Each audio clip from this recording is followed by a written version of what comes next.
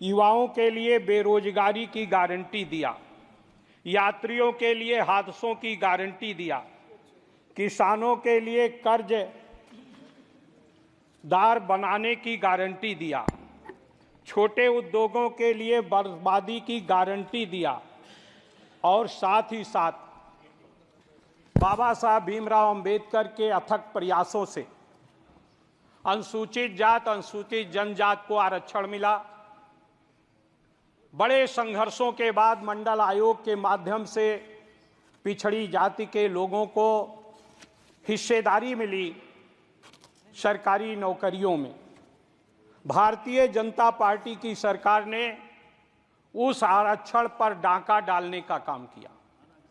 विभिन्न वर्गों के आरक्षण का लाभ न मिलने पावे इसलिए निजीकरण करने का काम किया और जो नौकरियां बची भी हैं उस आरक्षण पर नॉट फाउंड सुटेबल की गारंटी देने का काम भारतीय जनता पार्टी की सरकार ने किया।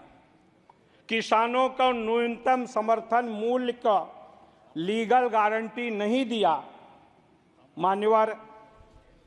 माननीय अनुराग ठाकुर जी द्वारा लगभग 1 घंटे से ज़्यादा का समय लेकर धन्यवाद प्रस्ताव प्रस्तुत किया गया, लेकिन उनकी बात से ये झलक रहा था कि उनको मंत्री ना बनाए जाने की चिंता सता रही थी और इसलिए बार बार पानी पीकर भी वो सरकार की तारीफ नहीं कर पा रहे थे।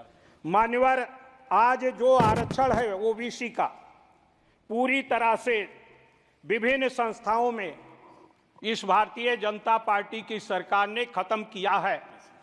उत्तर प्रदेश में 34 विश्वविद्यालय हैं। 34 विश्वविद्यालयों में जो वाइस चांसलर बनते हैं एक भी पीडीए के 1 या 2 हैं, बाकी एक भी नहीं है।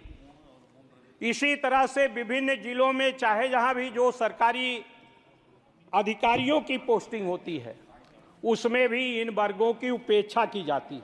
मान्यवर, मैं आपके दृष्टांत में लाना चाहता हूं कि किस तरह से रिजर्वेशन के साथ अन्याय हो रहा है।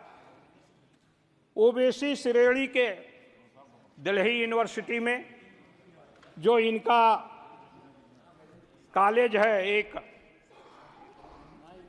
ओबीसी श्रेणी के लिए बुलाए गए भर्तियों की संख्या 377 थी और उसमें मान्यवर जो क्वालिफाइड थे और 377 लोगों के इंटरव्यू के बाद कुल विज्ञापित पद अनरिजर्व्ड 1, ओबीसी के लिए 1, ईडब्ल्यूएस के लिए 1 और ओबीसी का पद जो दिखाया गया 377 एलिजिबल थे और उसके बाद उसमें लिख दिया गया नॉट फाउंड सुटेबल, यानी 377 लोगों में से एक भी श्री राम कॉलेज में सुटेबल नहीं थे और उन्हीं विद्यालयों से पढ़े हुए, दिल्ली यूनिवर्सिटी से पढ़े हुए पीएचडी नेट क्वालिफाइड लोगों में से एक भी सुटेबल नहीं पाया। माननीय सदस्य, आपकी मेडिन स्पीच है लेकिन 9 सदस्यों की आपकी पार्टी बस मान्यवर 1-2 मिनट में खत्म, 1-2 मिनट में।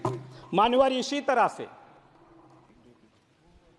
उत्तर प्रदेश में पीजीआई, एसजीपीजीआई है, बड़ी अच्छी संस्था है। वहां भी इंटरव्यू हुआ। 48 पद एससी ओबीसी के लिए रिजर्व थे। उस 48 पदों में से माइक्रोबायोलॉजी का एक पद था, एक अनुसूचित जात के लिए रिजर्व थी। केजीएमयू से पढ़ी हुई एक लड़की गई इंटरव्यू देने और उसको 15 मेडल, गोल्ड मेडल मिला था केजीएमयू में और उसके पद को नॉट फाउंड सुटेबल कर दिया गया। वो उसके लिए भी एलिजिबल नहीं थी। मान्यवर, इसी तरह से न्यूरोलॉजी में 2 पद थे, एक अनरिजर्व था, एक रिजर्व था ओबीसी के लिए। वहीं से पास आउट दोनों छात्र थे। 2-2 साल असिस्टेंट प्रोफेसर केजीएमयू में रहे। जो अनरिजर्व था उसका मेरिट नीचे थी।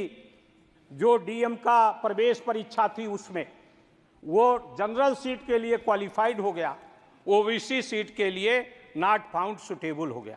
इस तरह से मान्य, बस 1 मिनट के अंदर मैं खत्म कर रहा हूं, मैं अपनी मर्यादा को समझता हूं। मान्यवर, इसी तरह से पूरे प्रदेश में जिस तरह से पूरे देश और प्रदेश में